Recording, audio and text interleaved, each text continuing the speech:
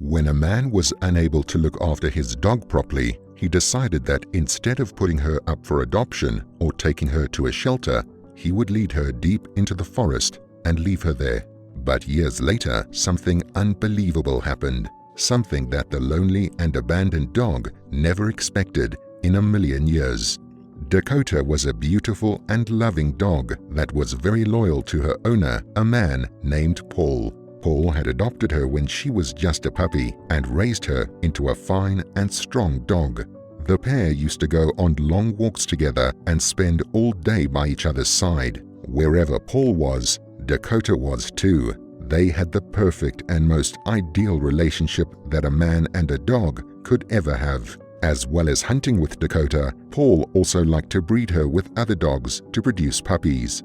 These puppies would then be sold for quite a considerable price once they were old enough. Dakota was a fantastic and loving mother, and she cared for each and every one of her puppies after they were born, right up until the moment they had to say goodbye. But there was one strange thing about Dakota. She produced offspring that were very wolf-like in appearance. She had once escaped and bred with a wolf, and her 2 litters since then had all bared a striking resemblance to the wild predators that lived in the forest. Paul was shocked, but he didn't mind. The puppies all looked exotic, and they commanded a much higher price when he sold them. But sadly, the day came when Dakota was no longer able to mother any more puppies. She had given birth to 4 litters, each with 4 or 5 puppies. The repeated process was taking a toll on her body, and the vets strongly advised against Paul finding her a partner to breed with again. It was about then that Paul and Dakota's relationship started to change. Paul became colder to her, and he spent less time with her or taking care of her.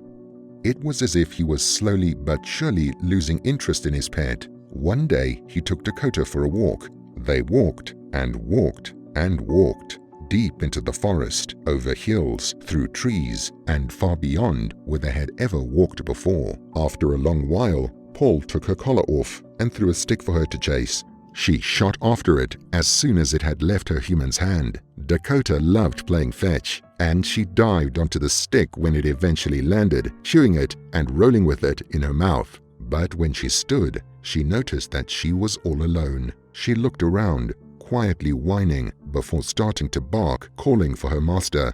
But Paul was nowhere to be seen. She walked the way they had come, but there was no sign of him.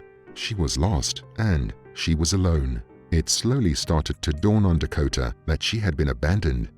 With a heavy heart, she curled up into a ball on the leaves and fell asleep.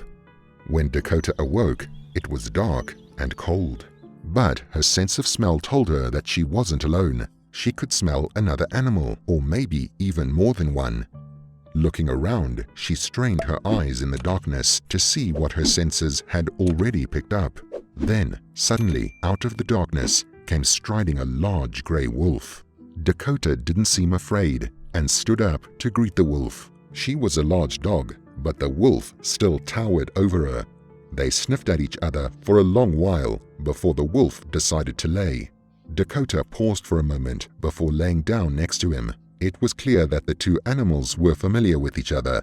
The truth was that this was the wolf that the dog had bred with several years ago. They remembered each other and felt some strange and deep animal bond. The wolf seemed to understand that Dakota was in some kind of sad distress, and he was making her a promise to protect her. This wolf was clearly the leader of a pack.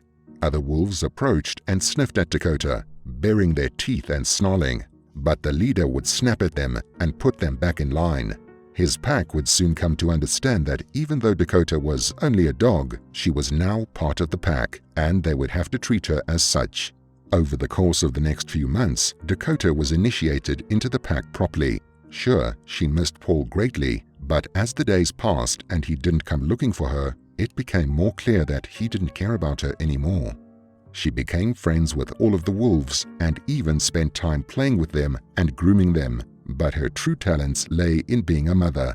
Dakota had always been a fantastic parent whenever she had given birth, and one day she had the opportunity to put her skills to good use. A female wolf had recently given birth.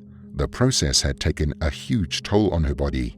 She had successfully delivered 3 cubs, but had died of exhaustion moments after they had been born.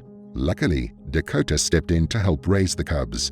She treated them exactly as she did her own puppies, nursing them, grooming them, and teaching them essential life skills. As the tiny newborns grew into small and adorable wolves, Dakota watched over them and remained as protective as their own real mother would have. She felt like it was her duty and honored it with pride.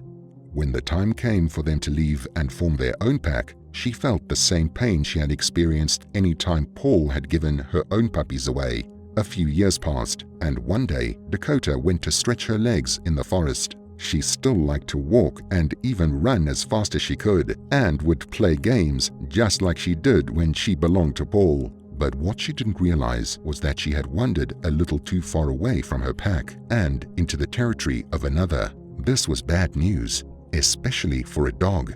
Dakota happily walked along until she noticed eyes watching her. From the trees slowly emerged many wolves. The strange wolf pack closed in on Dakota. They were not used to a dog hanging around in the forest and saw her as easy prey to kill and eat.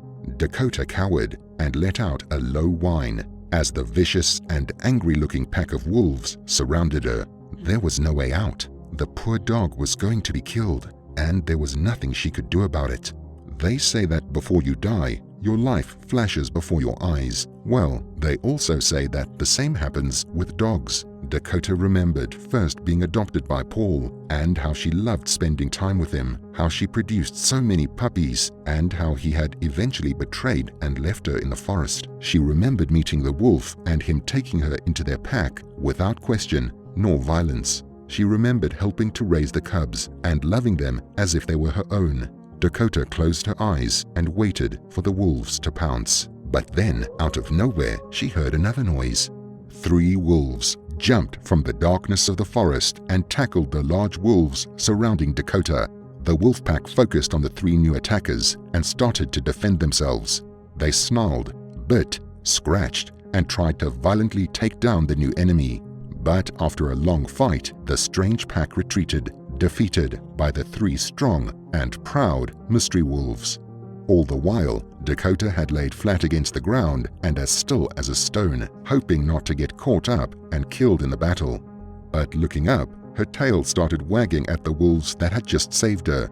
They were the 3 cubs that she had raised several years before. They had grown to be even bigger than her, but they were still instantly recognizable. She would know their looks and scent anywhere. Dakota jumped up and ran to them, grooming each in turn. Her life had been saved that day by children that weren't her own, but it was clear they saw Dakota as the mother they never had, and they never forgot the kindness that she had shown them. It just goes to show that even though humans might turn their backs on animals, other animals wouldn't ever do that, and even though they might be separated by time, distance, or even species, they were still able to love and defend each other when they needed to. So, are animals really that simple-minded?